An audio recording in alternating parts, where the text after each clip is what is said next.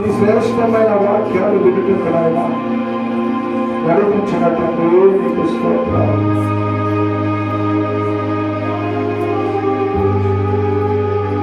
స్తుతి ఆరాధన నీకే సమర్పిస్తుంది.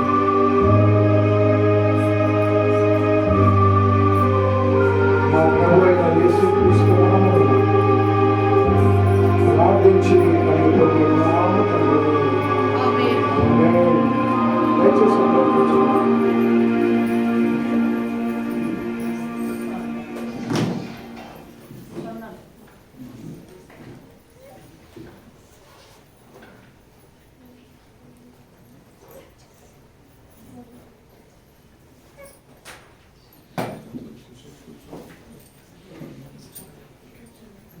హల్లెలూయా.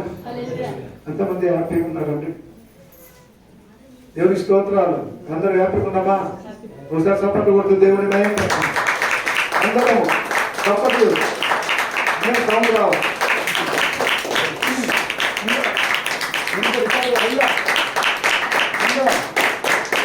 హల్లెలూయా, హల్లెలూయా. దేవునికి స్తోత్రాలు, వందనాలు.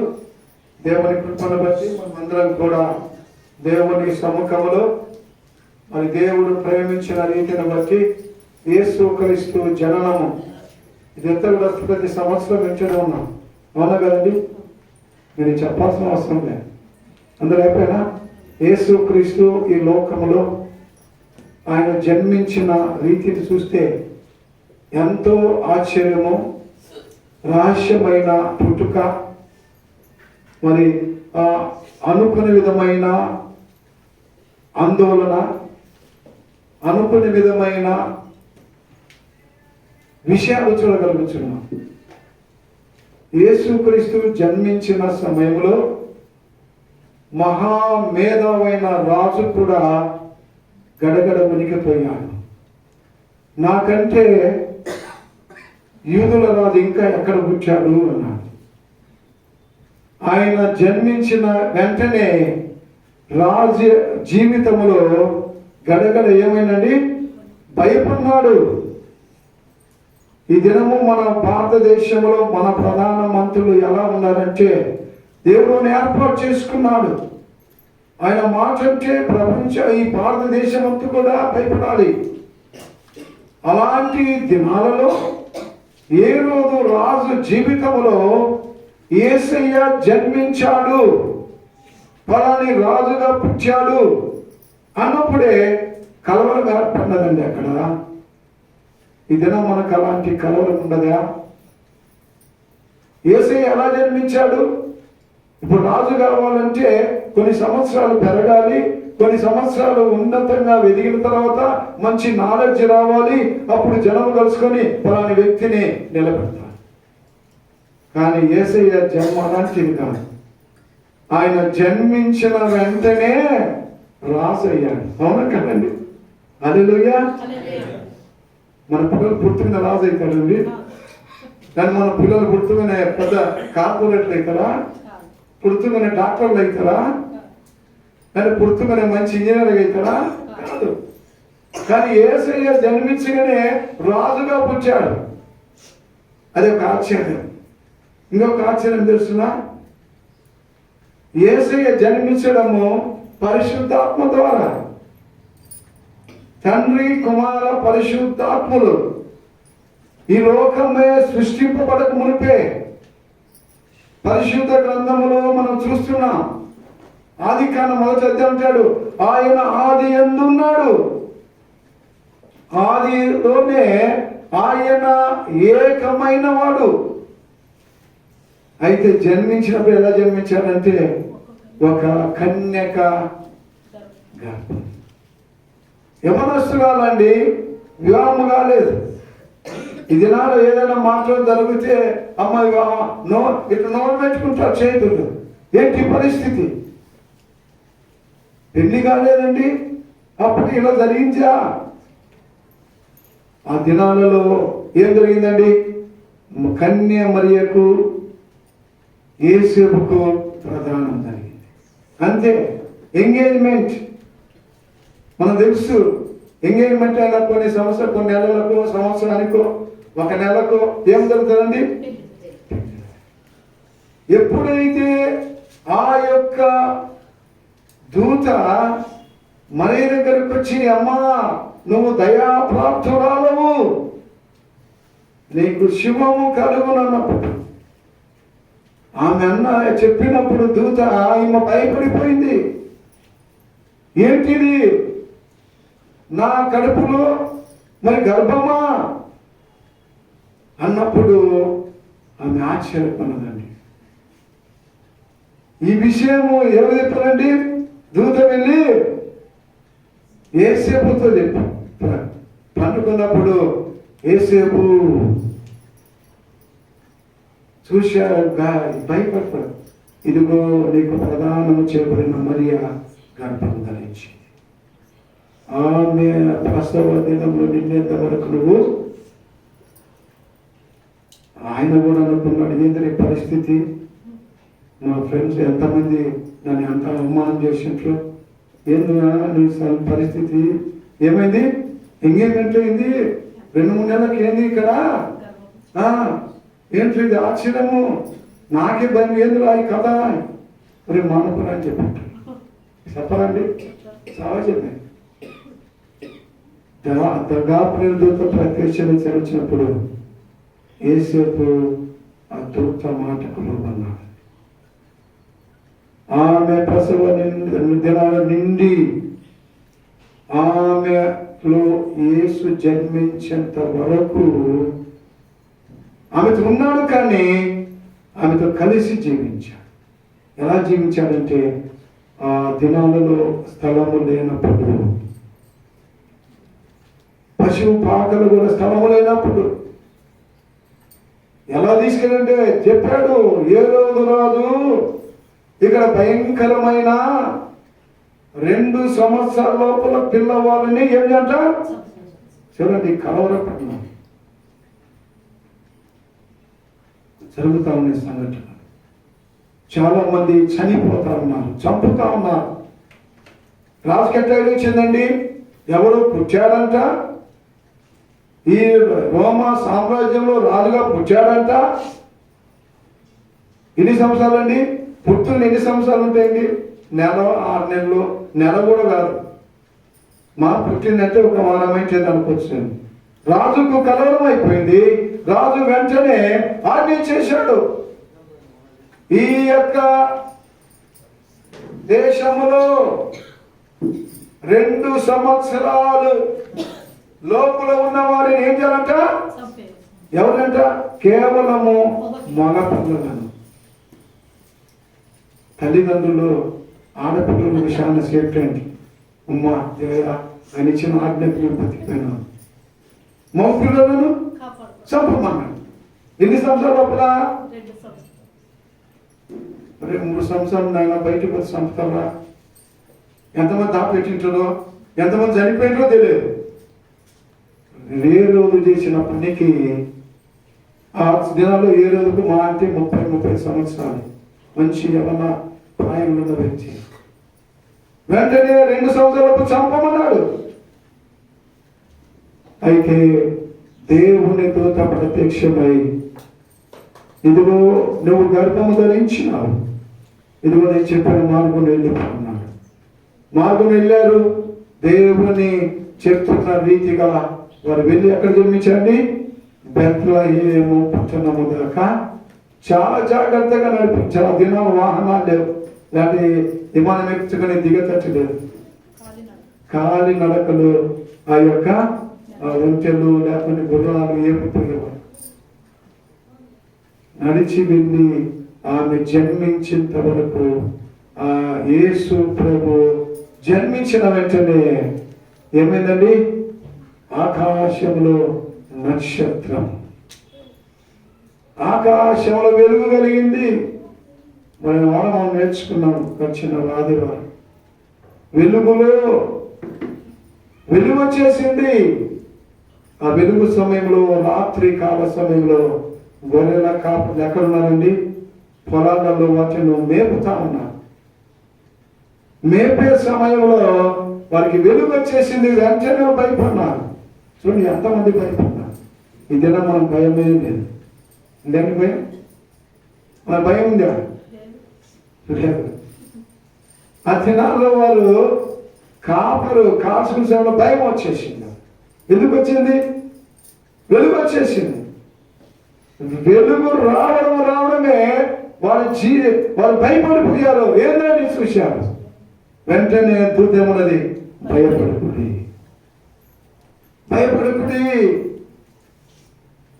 ఏమన్నా, భయపడుకుడి, మీకు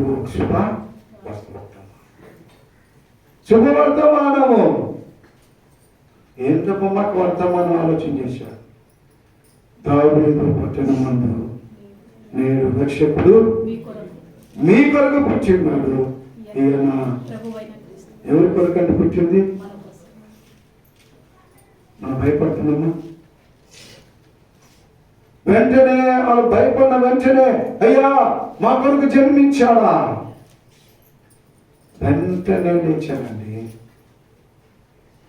వెంటనే లేచి ఎక్కడికి వెళ్తున్నానండి? ఆ నక్షత్రం, ఆ వెలుగు ఎక్కడ ఆ వెలుగు చూసుకుంటుందని చెప్పి వెళ్ళాడు.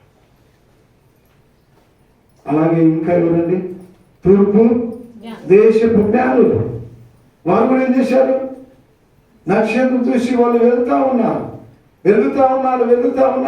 మార్గాలు పోతా ఉంటే ఏ రోజులో చూశాడు, వాళ్ళు పిలుచుకరా, ఎక్కడికి వెళ్తున్నాను? ఆయనకి ఐడియా వచ్చేసి, కొంతమంది సంపాదన చేశాను ఐడియా వస్తుంది, ఎట్లా సంపాదన. అవునా కదా? బాగా బిర్యానీ చేసి పెడతా, ఏం రావాలా, మీకోసం పెట్టాను చెప్పినట్టు ఏమన్నా వేసి నాన్న చెప్పి ఇంటి పిలిచి తినబెట్టి తర్వాత చేశారంటే మనకు తెలుసు. ఇవన్నీ మనం చెప్పాల్సిన అవసరం లేదు. న్యూస్ అందరూ చూసినాడు. ఏం చూసినా? ఎంత భయంకరమైన మరణాలు జరుగుతున్నాయంటే చెప్పలేని విధమైన ఆశ్చర్యకరమైన మరణాలు జరుగుతున్నాయి. అవునా కదండి? ఎంత భయంకరం. అయితే ఆ దినాల్లో ఏ రోజు రాజు ఐడియా ఎట్లా వచ్చిందంటే, అయ్యా యూదుల రాజు పుట్టాడంట, నాకు కూడా చాలా ఇష్టం ఉంది, నేను కూడా ఆయన పూజన చేయాలి. మీరు ఎక్కడికి వెళ్తుంటే ఆయన పుట్టాడంట, వెళ్తున్నామంటే వెళ్తా వచ్చా నాకు కూడా చెప్పయ్యా, నేను కూడా వస్తాను అని ఏం చేసిండు? ప్లాన్ చేసిండు. ప్లాన్ అంటారండి, చెప్పాలి కరెక్ట్ లేదు. ప్లాన్ చేసిండు. ఈయనేమనుకుంటే ఈయనేమనుకుంటే పాపం ఎంత మంచోడు అనుకున్నాడు. వాళ్ళకి తెలియదు జ్ఞానులు, మంచి మేధావులు, మంచి భయంకరమైన మేధావులు, బాగా చదివి మంచి జ్ఞానము కలిగిన వారు, పాండిత్యం నేర్పించిన వారు ఏం చేశారంటే, అయ్యా మాకు అంటే వీళ్ళు అన్నారు, సరేనయ్యా మేము వెళ్తున్నాం, వెళ్ళి ఏం చేస్తామంటే చూసి వచ్చినా నేను చెప్తాము. ఎంత సంతోషం అండి. మనం కూడా చాలా మంది అంటారు, ఎక్కడ పోయినామంటే అక్కడ పోయినామండి, ఆ పాస్ బలంది అంట, ఎక్కడ పోయినా ఉన్నది బలంది, మనం వచ్చి మనం చెప్పుకున్నాం మేము పోతామంటే కొంతమంది చెప్పరు. నేను ఎందుకు చెప్పాలి? మీకు ఇష్టమైతే పోండి అనుకోండి. అది ఉందే నేను మన క్లాస్లో పెట్టుకుంటుంటే బ్రహ్మాండం చూసాం, ఎప్పుడెప్పుడు మనం చూడాలని మనకండి ఆశ ఉంటుంది లేదు. కానీ ఆ ఏ రోజు రాజు ప్లాన్ ద్వారా ఇదేం చేసినట్టు వెళ్ళారు. ఎక్కడ పోయారండి? డైరెక్ట్గా యేసు క్రీస్తు జన్మించిన స్థలమునకు వెళ్ళి ఆయనకి ఏం చేశారంటే వారు సాష్టాంగ నమస్కారం పెట్టి ఏం పెట్టారండి? మొన్న ఆదివారం ఇక్కడ జరిగింది సంఘటన. ఎంతమంది చూశారు? పిల్లలు వేసిన రియాక్షన్ ఎంతమంది చూసారు? ఒకటి కరెక్ట్గా చెప్పండి, చేత నాకు కరెక్ట్ 7-8 మంది, నాకు 10 మంది. ఎంత బాగా వేసిండ్రు, మళ్ళీ వేసిండ్రు. అసలు లేచుంటే మనకు ఉన్నది అంటే ఆ యొక్క చిత్రం మనం ఆలోచన చేస్తే, వారు సాష్టాంగ పడి యేసు ప్రభు దగ్గర వారు సమర్పించి వారు తిరిగి బయలుదేరే సమయంలో దూత వారికి ప్రత్యక్షమై జ్ఞానులారా, మీరు ఈ మార్గం వెళ్ళగాకండి, ఈ మార్గంలో వెళ్ళండి అని తెలియవచ్చు. ఏ రోజు రాజు కాసుకుంటున్నా, వీళ్ళు వస్తారు, చెప్తారు, నేను పోయి ఏను ఏడ పుట్టినట్టు రాజును చంపేయాలి. కానీ తూగుతారా వారు చెప్పినప్పుడు వెళ్ళి చెప్పిన మార్గం తప్పున వారి మార్గాన్ని వెళ్ళిపోయారు. ఏ రోజు చూసి చూసి పిచ్చోడైపోయారు. మరి వాళ్ళు రాలేదు, ఎట్టబెట్టరు, వాళ్ళు మార్గం లేదనుకున్నారు. ఏ రోజు అదేమిటంటే ఇదే రూటే అనుకున్నారు, కానీ రూటు మార్చేసాడు. ఇప్పుడు మనం మెయిన్ రోడ్ కొన్ని ఎన్ని మార్గాలు ఏమండి ఉన్నాయి లేవు. సిటీ ఉంది, సిటీలో ఈ లోపల ఇన్నర్ కాకుండానే అవుట్ రింగులనే వేరే వేరే రూట్లో పోయి మార్గాలు ఉన్నాయి. అలా ఆ దినాలనే దూత ఆ యొక్క జ్ఞానులకు హెచ్చరించాడు. ఆ మార్గాలు ఇప్పుడు అన్ని వేసేది మనం అనుకుంటున్నాం. ఇప్పుడు ఇంటి మనం మెయిన్ రోడ్ పోవాలంటే మనం ఇట్లా పోతారు కదా, ఆ రోడ్లో పోతారు, ఎన్నింటి పోతారు, ఎట్లా మార్గాలు ఉన్నాయి. అలా మార్గం వెళ్ళినప్పుడు యేసయ్య యూదుల రాజుగా పుట్టాడు. వెంటనే ఏ రోజు రాజు జీవితంలో ఏంటి వెళ్ళినోళ్ళు నాకు కనపడి తన జీవితంలో కలవరపడి వేదన చెంది ఒక మనోవేద అయిపోయింది అతనికి. అలా అయిపోయాడు. ఈ దినాల్లో మన జీవితంలో కూడా ఒకసారి జ్ఞాపకం చేసుకోవాలి. దేవుడు మనకు ఒక అద్భుత రీతిగా ఆశ్చర్యకరంగా మనల్ని ఆయన హెచ్చరించాడు. అందుకే యెషయాలో ఏమన్నా చూడు ఒకసారి 9వ అధ్యాయం 6వ వచనం ఏమంటాడు? ఏలయనగా మనకు శిశువు పుట్టెను, మనకు కుమారుడు అనుగ్రహింపబడెను, ఆయన భుజము మీద రాజ్యభారం ఉండును. ఆశ్చర్యకరుడు, ఆలోచనకర్త, బలవంతుడైన దేవుడు, నిత్యుడగు తండ్రి, సమాధానకర్తయగు అధిపతి అతనికి పేరు పెట్టెను. వినండి, ఎన్ని ఉన్నాయండి? ఆయన భుజము మీద ఏముందంట? రాజ్యభారం ఉన్నది. మన భుజాల మీద ఒక భారానికి అలాడిపోతుంది. మన భుజాల్లో ఎన్ని భారాలు ఉన్నాయండి? ఈ పట్టణం భారం ఉందా? లేదు. ఈ భారం విషయాలు తెలుసు. ఈ కార్పొరేట్ ఈ కాలనీ నాదండి, నేను ఎంత కష్టపడుతున్నానో అన్ని విషయాలు చూసుకోవాలి, అన్ని మనీ ఎన్ని చేయాలి, ఎంత చేసినా తిడతారు అంటున్నా లేదండి. అయితే యేసయ్య జన్మించిన తర్వాత ఆయన మీద రాజ్యభారం ఉండెను. ఆయన ఏంటంట? ఆశ్చర్యకరుడు, ఆలోచనకర్త, బలవంతుడైన దేవుడు, నిత్యుడగు తండ్రి, సమాధానకర్తయగు. ఎన్ని ఉన్నాయండి? ఎన్ని పేర్లు? 6 పేర్లు. ఎంత శ్రేష్టమైన యేసుక్రీస్తు ఈ లోకంలో జన్మించినప్పుడు మనం ఎంత విషయాలు ఉన్నది.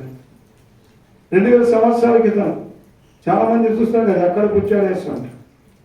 ప్రత్యక్షంగా పరిశుద్ధ గ్రంథంలో లిఖించబడింది, ఫలాని బెత్లెహేము పట్టణంలో ఫలాని పట్టణంలో జన్మించాడని ఉన్నా కూడా నమ్మకుంటండి. పాఠాలు చదువుతాం మనం. దీంట్లో ఉన్నది ఇక్కడ రాజకీయాన్ని పరిపాలించిన పేర్లు ఉంటే ఆయన చేయలేదంటే అట్లా. ఆయన చేశాడు, ఆ దినాలు ఉన్నారు, చూచారు, అందుకే అక్కడ లిఖించదు. అవును కదండి? మనకు తెలుసు ఎక్కడైతే దేవుడు ఏర్పాటు చేశాడు. కాబట్టి ఈ దినము ఈ యేసుక్రీస్తు జన్మించిన రీతిని మనం గమనిస్తే ఎంతో ఆశ్చర్యకరంగా ఉంటున్నది. ఇంకా మనం గమనిస్తే యేసుక్రీస్తు జన్మించేటప్పుడు గాబతుంది, దయా ప్రాప్తుల నీకు శుభం. మనకు శుభం కావాలంటే దేవుని కొరకు సాక్షిగా యేసయ్య అంటాడు, నీకు దయా శుభము కలుగుగాక.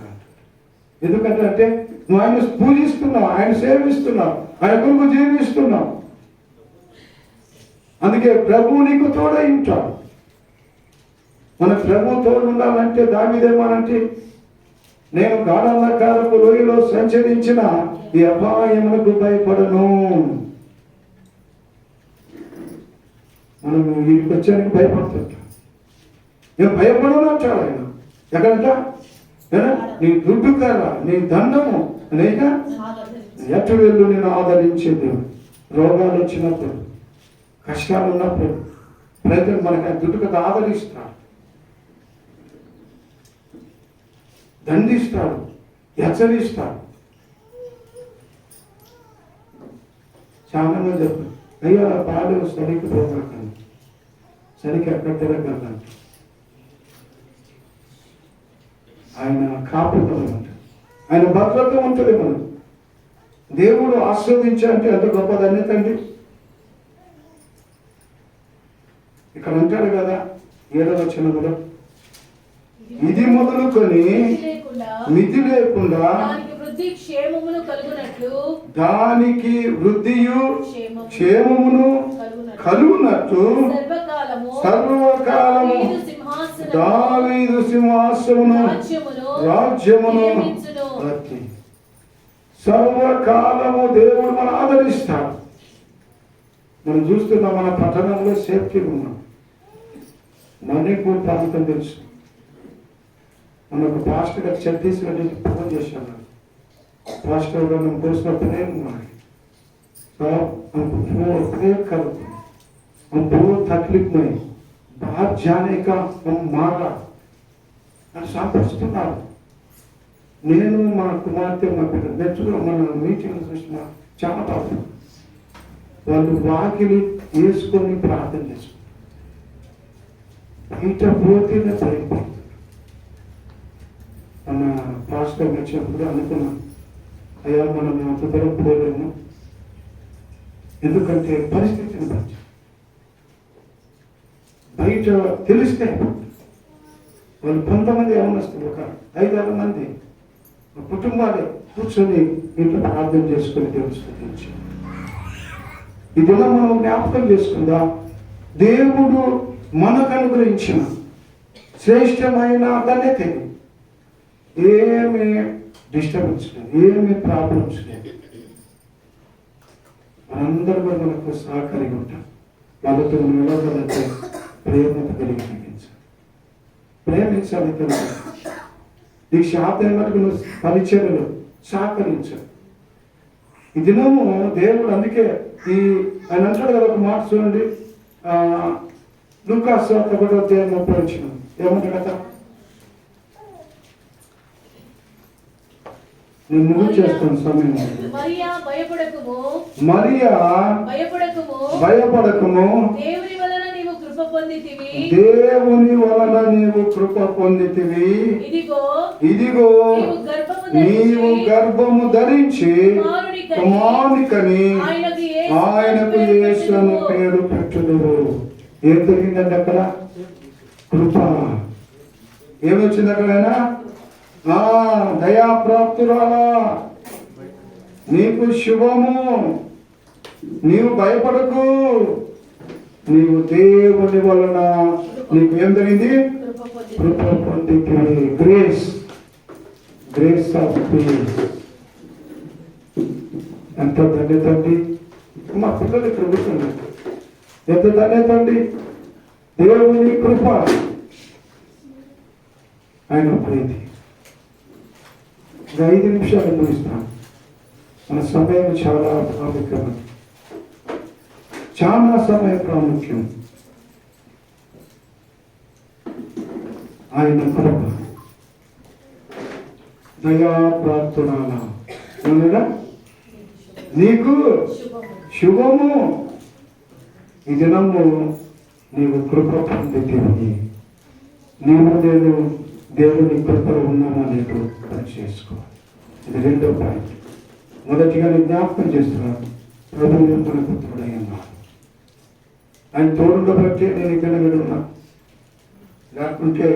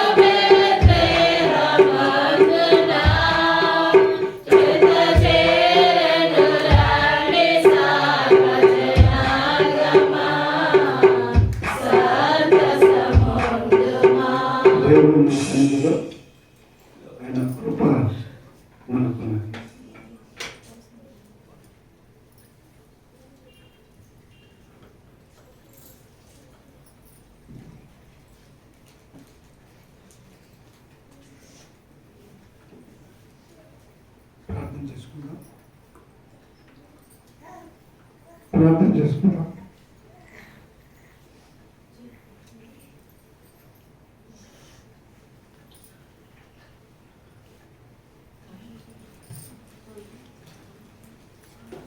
దేవానికి స్తోత్రాలు.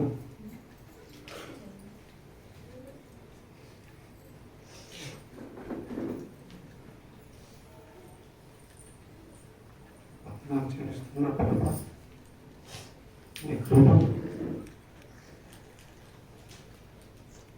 అందరూ కళలు వచ్చినట్లయితే ప్రార్థన చేసుకుందాం. మమ్మల్ని మిక్కిలిగా ప్రేమించినటువంటి మా పరలోకపు తండ్రి, యేసయ్య నీ యొక్క పాదములకు స్తోత్రములు స్తుతులు వందనములు నాయన. ఇదిగో ప్రభువా యొక్క జన్మదిన వేడుకను ప్రభువులు నీ మందిరములో నాయన నేను ధ్యానించడానికి ఇచ్చినటువంటి ప్రతి సమయంకే నీకు వేలాది స్తోత్రములు వందనములు. ఇదిగో నేను చేరువచ్చినట్టు నీ బిడ్డలందరినీ దీవించినావు, ఆశీర్వదించినావు, నీకు స్తోత్రములు నాయన. మరి ఈ కాలం నుండి ఇంతవరకు నేను నడిపించి ఇదిగో ప్రభువా యొక్క సమయంలోనైనా నీ యొక్క దాసుని కాపాడిని ప్రభు దీవించి ఇచ్చినటువంటి మంచి వాక్యముకే నీకు స్తోత్రములు నాయన. నీ జన్మదినాన్ని ప్రభువా మేము నాయన ఈ దినాన్ని ప్రభువా మరి నేను విత్తగించుటకు ప్రభువా మేము నాయన మా హృదయంలో నాటుకొని అవును నాయన 2000 సంవత్సరాల క్రితం ప్రభువా నీవు ఈ లోకంలో జన్మించి ప్రభువా మా కొరకు ప్రాణం పెట్టిన దేవానికి స్తోత్రములు నాయన. చేరొచ్చినట్టు నీ బిడ్డలందరినీ దీవించము, ఆశీర్వదించము ప్రభువా. ఇదిగో నాయన చేరొచ్చినటువంటి సంఘ కుటుంబం బట్టి మేము ప్రార్థిస్తున్నాం, సంఘ పెద్దలను బట్టి ప్రార్థిస్తున్నాము నాయన. ఇదిగో నాయన స్త్రీల సమాజమును యవన బిడ్డలను చిన్న బిడ్డలను బట్టి నీకు స్తోత్రములు. ఇదిగో ప్రభువా జరిగించిన కార్యక్రమం అంతే ప్రభువా నీ యొక్క మహిమలో జరిగించినది మేము నమ్మించున్నాం. ఇదిగో ప్రభువా మరి నాయన ఈ యొక్క కార్యక్రమానికి ఆది అంతము నీవే ఉంది నాయన. జరుగుతున్నటువంటి కార్యక్రమం అంతే ప్రభువా నీ చిత్రం జరిగించి నాయన మరి ప్రభువా రానున్న దినములు ప్రభువా నూతన సంవత్సరంలో ప్రభువా సంఘమును నడిపించి ప్రభువా సంఘంలో ప్రతి కుటుంబం కావాల్సిన దీవెన దయచేస్తావని, ఈ దిన ఆశీర్వాదములతో మమ్మల్ని నడిపిస్తావని మా ప్రభును రక్షకులైనటువంటి యేసుక్రీస్తు నామం పేరట ప్రార్థించి అడిగి వేడుకొనుచున్నాము తండ్రి. ఆమేన్ ఆమేన్. అదే రోజున ఈ సమయంలో మనమందరం కూడా కొన్ని మాటలు రెండోది ఏం చెప్పినట్టే భయపడకూడదు అని చెప్పాను. మూడోదిగా మనం గమనిస్తే లూకాసు వార్త చూడండి లూకాసు వార్త 1వ అధ్యాయం, మత్తయి సువార్త 1వ అధ్యాయం 20 వచ్చిన చూడ ఒకసారి. మత్తయి సువార్త 1వ అధ్యాయం 20 వచ్చిన ఒక మాట అంటాడు. ఆమె కుమారుని కను వరకు ఆమెను ఎరుగకుండెను. యేసు అను పేరు పెట్టెను. యేసు అను పేరు పెట్టెను. 20 వచ్చిన చదవమ్మా.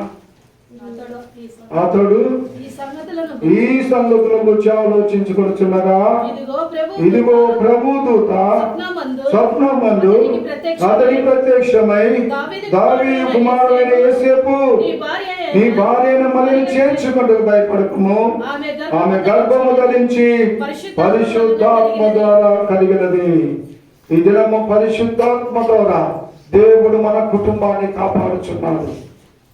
ఈ దినము దేవుని పరిశుద్ధాత్మ, దేవుని యొక్క భావం వలె మన జీవితంలో మన కుటుంబాన్ని కాపాడుచున్నట్లుగా మనం చూస్తూ ఉంటున్నాం. చివరిగా మనం గమనిస్తే ఆయన అంటాడు కదా, ఇదిగో ప్రజలందరికీ కలుగబోవు మహా సంతోషకరమైన స్వార్థమానము. మహా సంతోషకరమైన వార్త ఇది. నా దావీదు పట్టణమందు 7 లక్షలు.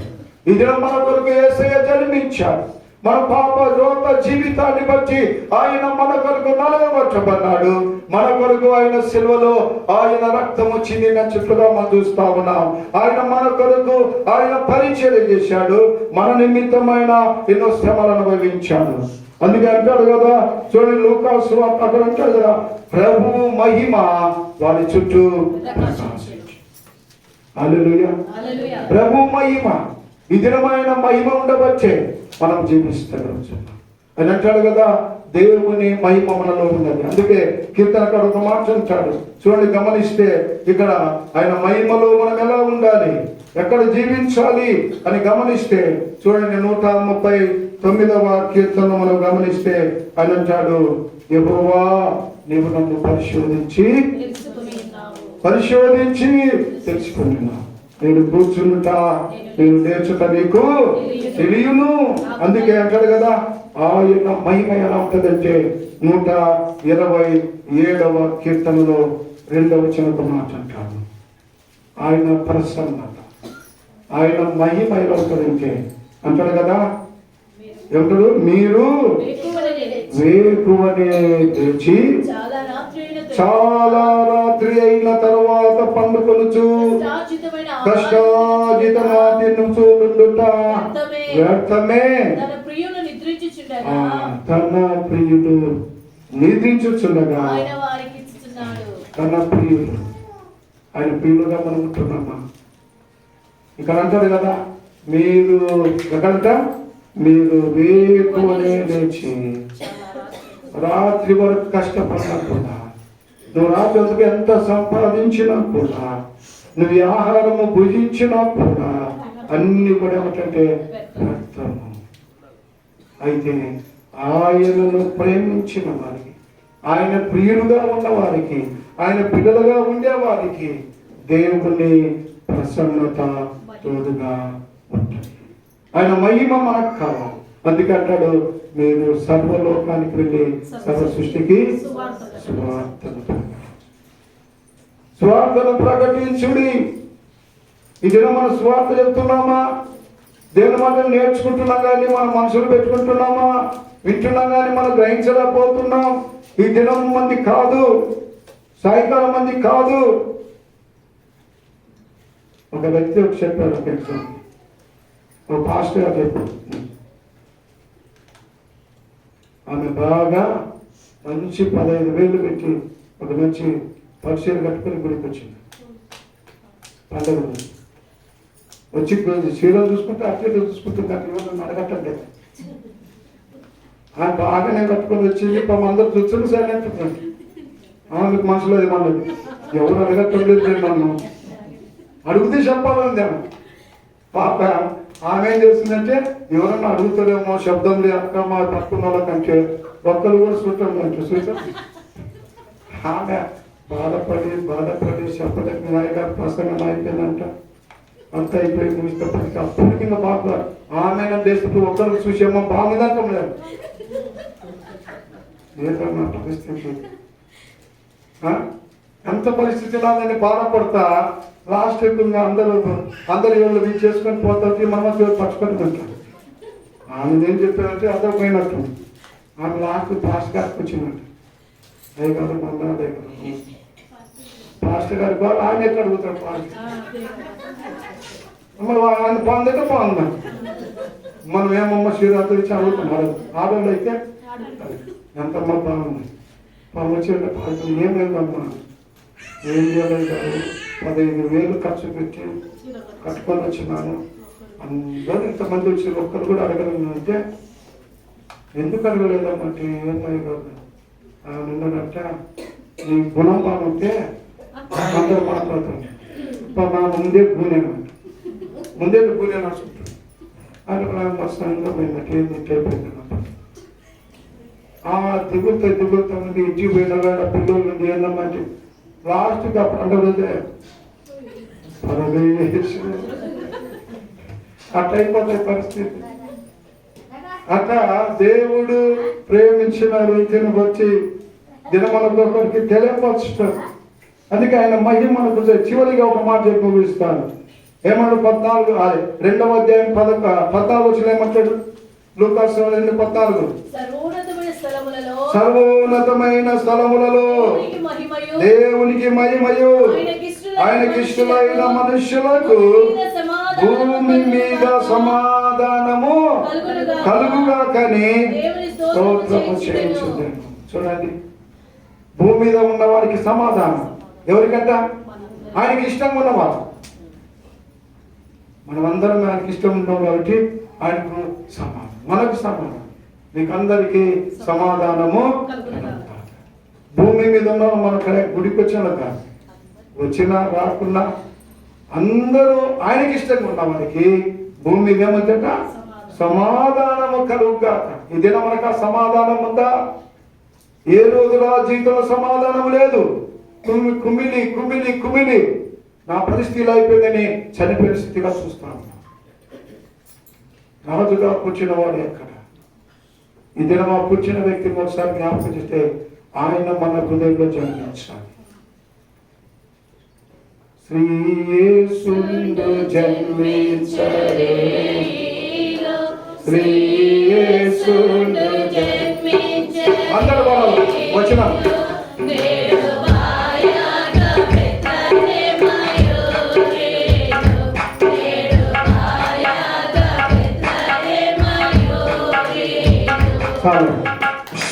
ఎక్కడ జన్మించాడ? బెత్లెహేములో జన్మించిన యేసు ఈ దినం మన హృదయంలో జన్మిస్తే మన జీవితంలో, కుటుంబంలో సమాధానం కలుగుతాయి. ఆ సమాధానం కొరకు మనందరూ కూడా దేవుడి కొరకు ఇష్టంగా ఉంటుంది. ప్రభువు మనం జీవించాలి. ఇంకా చాలా మరి యేసు క్రీస్తు తూర్పు జ్ఞానంలో నక్షత్రంలో చాలా పాయింట్లు ఉన్నాయి. దేవుడు ప్రభు చిత్తాన్ని మనం కొనసాగిస్తాం. కాబట్టి దేవుడు ప్రత్యేకంగా ఉన్నది. అందుకే అపోస్తలుడైన పౌలు కూడా ఒక మాట చెప్తాడు. హెబ్రీయులకు రాసిన పత్రిక 4వ అధ్యాయం 15వ వచనం చూడండి దయచేసి. అపోస్తలుడైన పౌలు అంటాడు, ఆయన జీవించిన రీతిని బట్టి అపోస్తలుడైన పౌలు హెబ్రీయులతో ఈ విధంగా అంటున్నాడు. ఒక్కసారి ఎవరంటండి? మన ప్రధాన యాజకుడు మన బలహీనతల యందు మనతో సమానము లేనివాడు కాడు గాని సమస్త విషయములోను మన వలెనే శోధింపబడెను, ఆయన పాపము లేనివాడుగా. ఇలాంటి వారండి జన్మం నుండి ప్రారంభమని ఆయన చివరి వరకు పాపం లేనివాడుగా అపోస్తలుడైన పౌలు చెప్తా ఉన్నాడు. ఈ దినము అలాంటి ప్రభువును మనం పూజించకుంటే, ఆయనతో మనం జీవించినట్లయితే, ఆయనకి ఇష్టంగా లేనట్లయితే మన జీవితం ఎలా ఉంటుందో ఒకసారి పరీక్ష చేసుకుని మనమందరం కూడా ప్రభు కొరకు ముందుకు సాగాలని ప్రభు ప్రేమతో ఈ మాటలు తెలియపరుస్తున్నాం. దేవుడి మాటలు దీవించుగాక. ఆమె ప్రార్థన చేసుకుందాం. చిన్న ప్రార్థన చేసుకుందాం. అందరం కళ్ళు మూసుకుందాం. కృపా కనికరం గల తండ్రి, నీకు స్తోత్రాలు, నీకు వందనాలు. నీ శ్రేష్టమైన ప్రేమ చేత, నీ కృప చేత మనం ఆస్వాదించిన మా కొరకునైనా నేడు ఈ లోకంలో జరిపించాం. మా పాపలోక జీవితాన్ని తొలగించాం. నీ బిడ్డలుగా నీ వారసులను ఏర్పాటు చేసుకుని నీ సన్నిధిలో కుమిరించిన దేవా నీకు స్తోత్రాలు. నీ కృపతో బలపరిచి నడిపించిన వచ్చిన ప్రతి ఒక్కొక్క కుటుంబాన్ని బిడ్డలను నీ రెక్కల చేత ఆదరించి కాపాడు. ప్రతి మాటలు వింటున్న ప్రతి ఒక్కరిని నువ్వు ఆశీర్వదించి నడిపించిన ఈ క్రిస్మస్ దినాన ప్రభు మమ్మల్ని సజీవులుగా ఉంచినందుకు నీకు స్తోత్రాలు వందనాలు చెల్లిస్తూ మా ప్రభు అయిన యేసుక్రీస్తు నామమున ప్రార్థించి అడిగే ప్రతి నామ తండ్రి. ఆమేన్. అందరికి వందనాలమ్మా. దీవించుగాక. God bless you all.